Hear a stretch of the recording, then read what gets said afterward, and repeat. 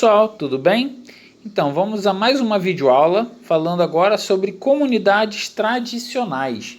Está falando, vem falado sobre a ocupação da população, pelo território brasileiro e tudo mais.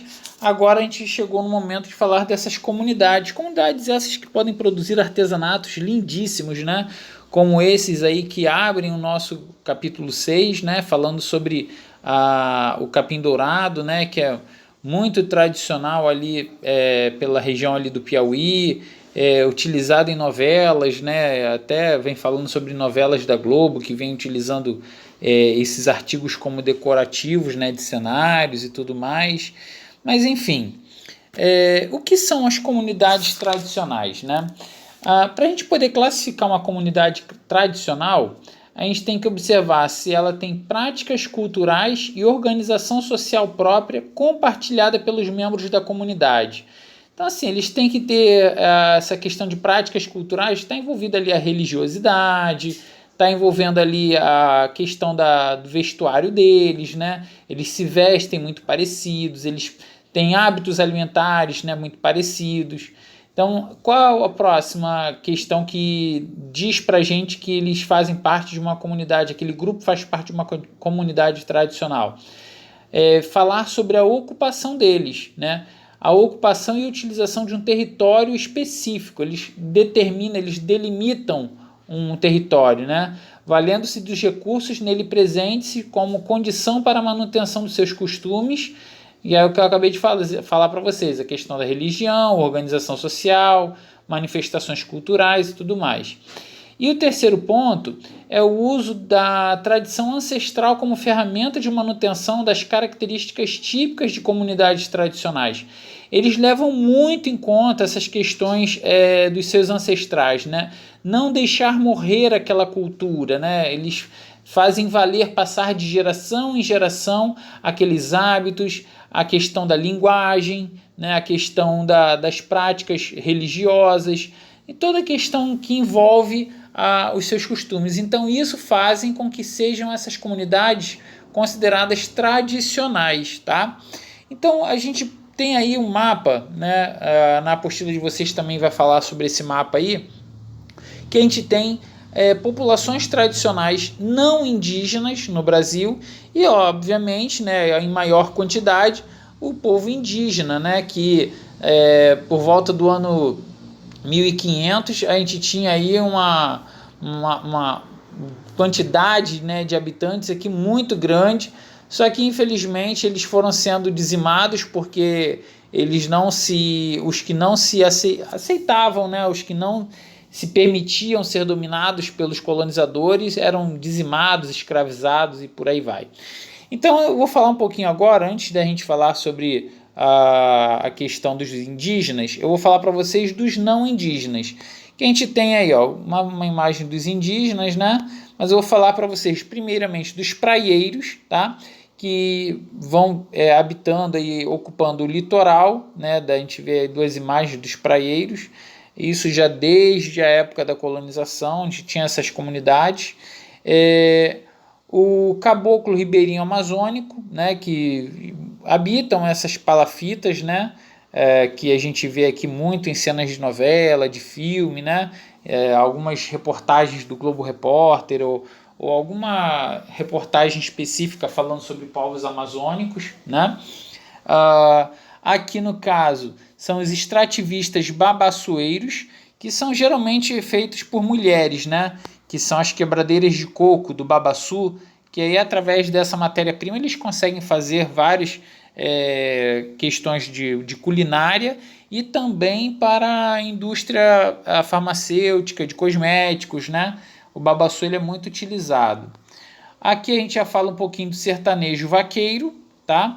Que são aquelas pessoas que trabalham em fazendas, que lidam com gado e tudo mais. Aqui, os jangadeiros, tá? Isso tudo são populações tradicionais. A gente consegue identificar muitos grupos, que praticam os mesmos costumes, têm as mesmas crenças, a questão da alimentação, tá? Aqui uma imagem simbolizando os caipiras. Eu acabei pegando uma festa de quadrilha, de festa junina, mas para que a gente possa simbolizar esse povo, eu não consegui achar uma imagem específica dos caipiras, mas são geralmente pessoas que moram, habitam o interior, né, ligados à fazenda, à plantação.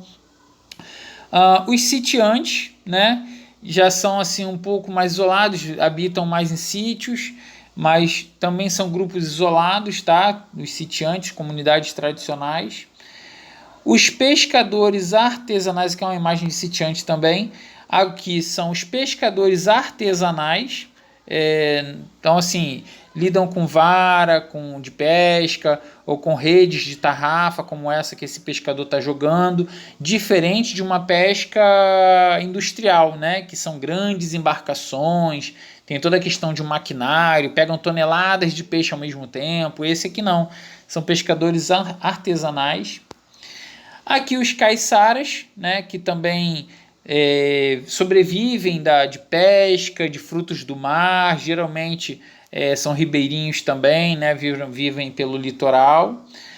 Os açorianos, né, que são mais presentes no sul do Brasil, por conta da questão pegar assim, um pouco da cultura paraguaia, uruguaia, né?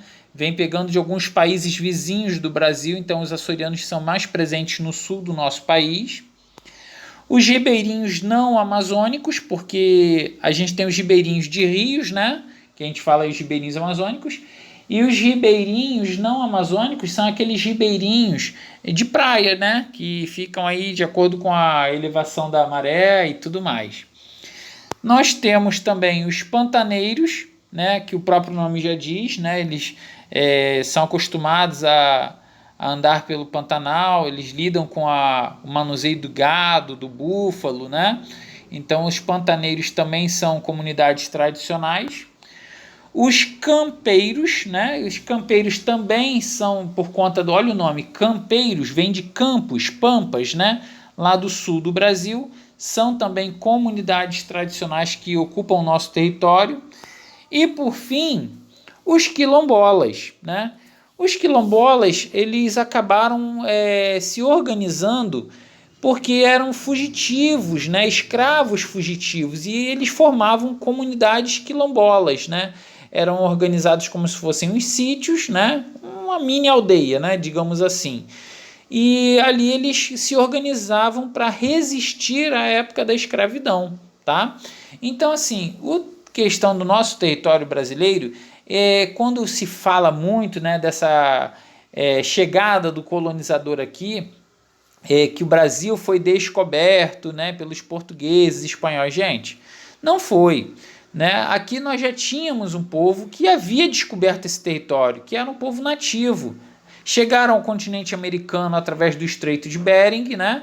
A gente pega o mapa mundi e coloca ele olhando a extremidade da Ásia, né? A extremidade leste da Ásia, com a extremidade oeste do continente americano.